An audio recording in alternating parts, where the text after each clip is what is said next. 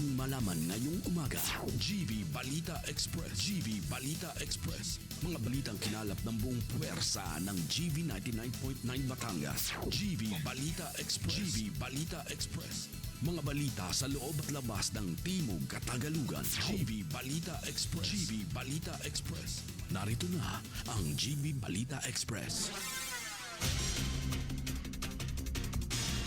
Magandang umaga mga ka-vibes. Kayo ay nakatutok sa GV Balita Express sa programang Good Vibes Morning. Kasama niyo po ang inyong lingkod, DJ Frankie, at kasama rin natin sa kabilang linya, DJ Joey Boy, to keep you GV informed, GV aware, and GV updated. Muli, ito po ang GV Balita Express. oras natin ngayon, 7:33 a.m. on the clock, Philippine Standard Time, hatid sa atin ng RightMed. Dahil ang gusto ng RightMed na gumaling kayo.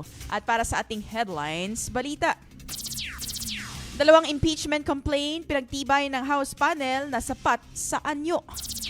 Malacanang, Pangulo nababahala sa epekto ng impeachment sa ekonomiya ng bansa. PhilHealth magpapalawig ng benepisyo para sa middle-income contributors.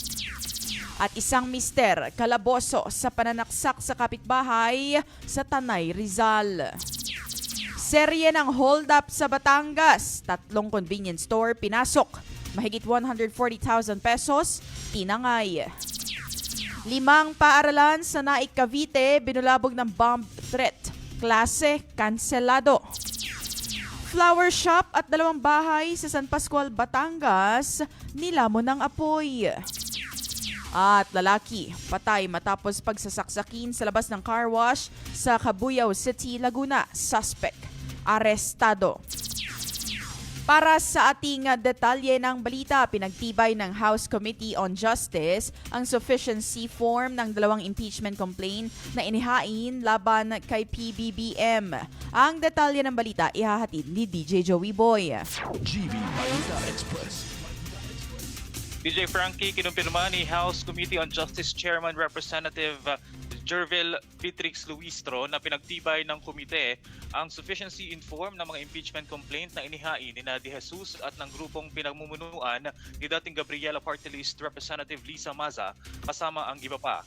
Ayon kay Luistro, ibinatay ang naging desisyon sa pagkakaroon ng kumpleto at autentikadong mga dokumento na kalakip ng mga reklamo. Dagdag pa ng chairman, bukas ay tatalakayin naman ang komite sa susunod na pagdinig ang sufficiency in substance ng mga impeachment complaint. Sa bahaging ito ng proseso, susuriin ng komite kung sino ang mga paratang o kung ang mga paratang ay bumubuo ng impeachable offense at kung sapat ang mga nailahad na pangyayari upang magsilbing batayan ng jurisdiksyon ng House Committee on Justice. Paliwanag ni Luistro, hindi sapat na basta may binabanggit na mga pagkakamali. Kailangan aniyang malinaw na matukoy kung ang mga ito ay maituturing na ground for impeachment. Matapos ang talakayan, muling boboto ang mga miyembro ng komite upang pagpasyahan kung ang mga reklamong inihain ni De Jesus at Maza at ng kanyang grupo ay pumapasa sa parehong pamantayan ng anyo at nilalaman.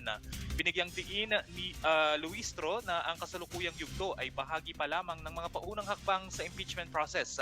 Sa ngayon ay wala pang tinatanggap na ebidensya at limitado lamang ang pagsusuri sa mga nakasaad na reklamo. Para sa GV Balita Express, ito si DJ Joey Boy sa GV 99.9, Your Good Vibes. Samantala, nababahala umano si Pangulong Ferdinand Bongbong Marcos Jr. sa posibleng epekto ng mga isinampang impeachment complaint. Hindi para sa kanyang sarili, kundi para sa kapakanan ng bansa at ekonomiya. At sa detalye ng balita, GV Balita Express. inihayag ng Malacanang na ikinababahala ni Pangulong Ferdinand Marcos Jr. ang posibleng epekto ng mga isinampang impeachment complaint laban sa kanya. Partikular ang magiging implikasyon nito sa tiwala ng publiko at sa kalagayan ng ekonomiya ng bansa. Ayon kay Palace President Officer Undersecretary Claire Castro, ang pagsasampa ng impeachment complaint laban sa Pangulo ay may malawak na implikasyon at maaari makaapekto hindi lamang sa liderato ng pamahalaan kundi pati sa takbo ng ekonomiya. Binigyan diin ni Castro na nananatiling kumpiyansa ang Pangulo na wala naman siyang ginawang mali, walang nilabag na batas at wala siyang nagawang impeachable offense. Gayunpaman, aniya ang tunay na ikinababahala ng Pangulo ay maging epekto ng proseso sa katatagan ng bansa at kumpiyansa ng publiko. Samantala, mariinding itinanggi ng palasyo na may kinalaman nito sa pagsasampa ng 2 impeachment complaint laban kay Vice President Sara Duterte. Ayon kay Castro, nasa kamay na ng Kongreso ang pagsusuri at pagdedesisyon sa mga kasong isinampa laban sa pangalawang Pangulo. Dagdag pa niya, halos wala umanong bago sa nilalaman ng 2 impeachment complaint laban sa Vice Presidente. At kung meron man, kakaunti lamang. Para sa GV Balita Express, ako po si DJ Frankie sa GV 99.9, Your Good Vibes. At sa ibang balita naman mga vibes, mas pinalawak na benepisyo ang nakatakdang matatanggap ng mga middle-income contributors ng Philippine Health Insurance Corporation o PhilHealth. Ang detalye ng balita ihahatid ni DJ Joey Boy. GV Balita Express. DJ Frankie, inihayag ni Health Secretary Ted Herbosa na nakatakdang makatanggap ng mas pinalawig na benepisyo ang mga middle-income contributors ng PhilHealth.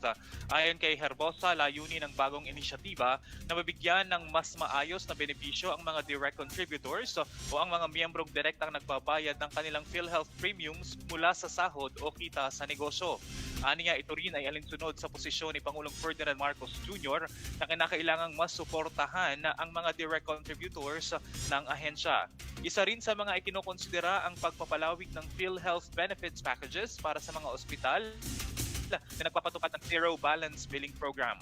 Sinabi ni Herbosa na kasalukuyan pa itong pinag-aaralan ng kanilang team upang matiyak kung kayang masustine ng PhilHealth, bagamat handaan niya ang ahensya na magbayad sa mga ospital ng hanggang 300 bilyong piso at posible pang madagdagan ito ngayong taon. Samantala, binigyang diin ni PhilHealth spokesperson Dr. Isael Francis Vargas na ang PhilHealth benefits ay available sa lahat ng miyembro, kabilang na ang mga walang premium pay o walang premium payment. Dagdag pa ni Herbosa, kabilang din sa mga planong pag-aralan ang pag-upgrade ng hospital accommodations para sa direct contributors. Ayon sa kanya, natalakay na nila ni Executive Secretary Ralph Recto ang posibilidad ng mas magandang accommodations tulad ng 2 pasyente kada kwarto o paglalagay ng air conditioning, habang ang kasalukuyan ay basic accommodations pa lamang ang natatanggap ng lahat ng miyembro. Layunin aniya nito na mas ma-enjoy ng direct contributors ang mas pinahusay na benepisyo mula sa PhilHealth. Para sa GV Balita Express, ito si DJ Joey Boy sa GV 99.9, Your Good Vibes. Kalaboso ang isang mister matapos mapatay sa saksak ang kanyang kapitbahay sa gitna ng komprontasyon sa barangay kay Buto, Tanay, Rizal noong linggo ng hapon. Narito ang detalye. GV Balita Express. Sa ulat ng Tanay Municipal Police Station, inaresto ang suspect na si alias Jojo, residente na nasabing barangay, matapos ireklamo ng kapatid na babae ng biktimang si alias Joel, 48 years old, na residente rin ng lugar. Patuloy naman tinutugis ng mga otoridad ang anak ng suspect na si alias Ulo na itinuturing ding responsable sa insidente. Naganap ang krimen bandang alas 12:05 ng hapon, Pebrero 1 sa Macarulay Street, Barangay Kay Buto. Batay sa investigasyon, nagsumbong umano si alias Ulo sa kanyang ama tungkol sa nakaaway na kapitbahay, dahilan upang mag-init ang ulo ng suspect. Na magkaharap ang dalawang panig, sinasabing unang naglabas ng patalim ang biktima at sinaksak ang suspect na ama. Ngunit dahil armado rin ng patalim ang suspect, ginantihan nito ng saksak ang biktima. Sa halip na umawa, tinulungan pa umano ni alias Ulo ang kanyang ama na pananakit sa biktima. Pinagsusuntok at pinigilan ito upang hindi makaganti. Dead on the spot ang biktima dahil sa tinamong mga saksak sa katawan. Nakapiit na ngayon ang suspect habang inihahanda ang kaukulang kaso laban sa kanya, habang nagpapatuloy ang manhunt operation laban sa kanyang anak. Para sa GV Balita Express, ako po si DJ Frankie sa GV 99.9, Your Good Vibes. Naging target ng mga armadong kawatan ang 3 magkakahiwalay na convenience store sa Lipas City at Bayan ng Ibaan. Noong Pebrero 1 at mahigit 100,000 piso ang kabuang halaga na natangay ng mga suspect. Para sa buong detalye, narito si DJ Joey Boy. GV Balita Express. DJ Frankie, mga ka-vibes, hindi bababa sa 3 insidente ng pang-hold up ang naitala sa lalawigan ng Batangas sa loob lamang ng mahigit 1 oras noong nakaraang gabi ng Linggo, Pebrero 1. Sa lungsod ng Lipa, 2 sangay ng convenience store ang magkakasunod na sinalakay ng mga sospek lulan ng motorsiklo. Sa ulat ng otoridad, bandang alas 9:40 ng gabi, unang pinasok ang branch sa Barangay Inusluban. Tinutukan ng baril ang shift leader at tinangay ang humigit kumulang 20,000 piso bago tumakas ang mga sospek patungo sa Lipa City proper. Sa oras naman na pasado alas 10 ng gabi, makalipas ang halos 30 minuto, isa pang sangay ng convenience store sa Barangay Banay-Banay ang hinoldapa. Dito ay mas malaking halaga na aabot sa mahigit 50,000 piso ang natangay kasama ang wallet at mga ID ng isang crew.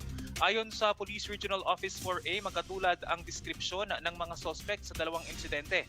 Nakasuot ng asul na jacket ang driver habang itim na puting long sleeve naman ang sa back rider, kapwa armado at lulan ng kulay asul na motorsiklo. Hindi pa doon natapos ang gabi.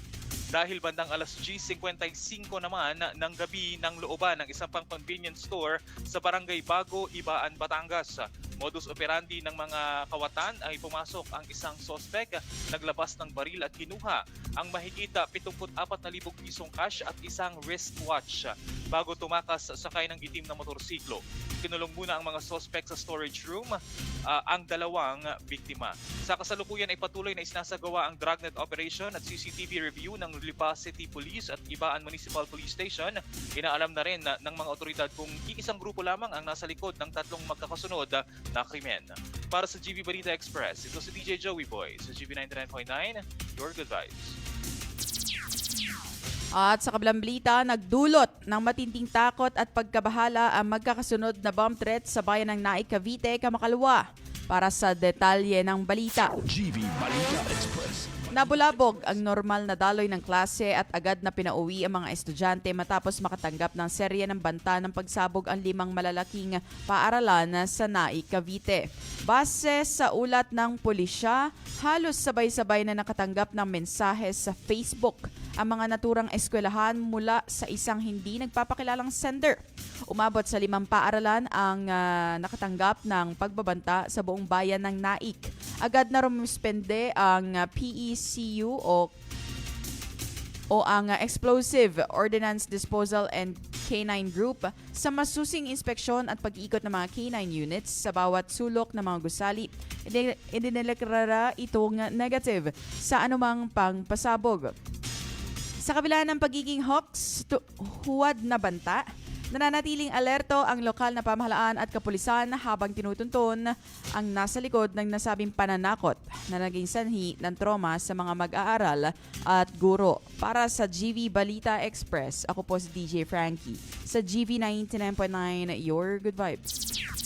At isang malaking sunog ang tumupok sa isang flower shop at 2 kapitbahay na katabi sa San Pascual, Batangas kagabi. Agad na rumuspende ang mga bombero upang mapigilan ang pagkalat ng apoy. At para sa detalye ng balita, narito si DJ Joey Boy. GV Balita Express. DJ Frankie, puno ng kaba at pagmamadali ang naging gabi ng mga residente sa Barangay Palsahingin sa San Pascual, Batangas matapos sumiklab ang isang malaking sunog. Ayon sa paunang impormasyon, nagsimula ang apoy sa isang flower shop na pagmamay-ari ng isang residente na kinilala sa pangalang Edith. Dahil sa mabilis na pagkalat nito, agad ding nadamay ang 2 katabing bahay. Sa panayam ng GV 99.9 FM, ibinahagi ng isa sa mga residente na pasado alas 11 ng gabi nang mapansin ang pagsiklab ng apoy. Sa gitna ng insidente, nagawa pang makapagsalba ng ilang mahalagang kagamitan ng mga apektadong residente bago tuluyang lumaki ang apoy.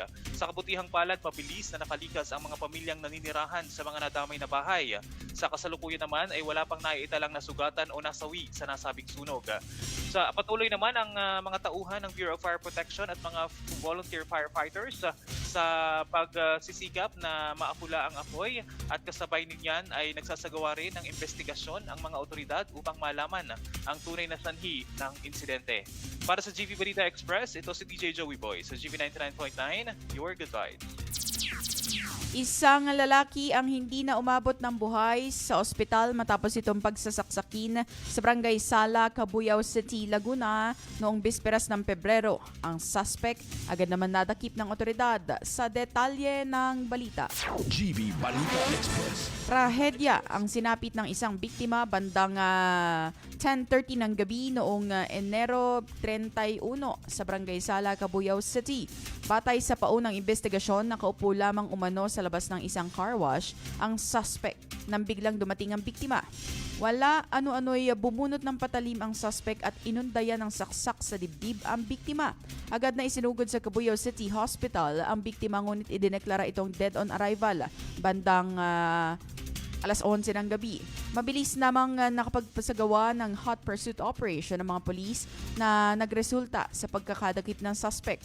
Na-recover ng mga otoridad ang patalim na ginamit sa krimen at dinala ang suspect sa himpilan ng pulisya para sa kaukulang investigasyon at pagsasampa sa kasong murder. Para sa GV Balita Express, ako po si DJ Frankie. Sa GV 99.9, your good vibes.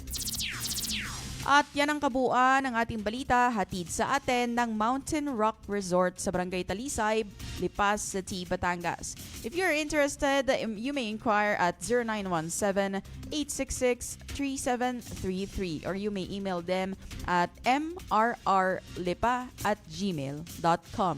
Again, that is brought to you by Mountain Rock Resort sa Barangay Talisay, Lipas City, Batangas. At yan po ang kabuuan ng ating balita. Ako po si DJ Frankie at nakasama natin si DJ Joey Boy. Keeping us GV informed, GV aware, and GV updated. Ito po ang GV 99.9, your good vibes. GV Balita Express. GV Balita Express. Mga may init na bagong balita. Mga balitang dapat mong malaman ngayong umaga. GV Balita Express. GV Balita Express. Mga balitang kinalap ng buong puwersa ng GV 99.9.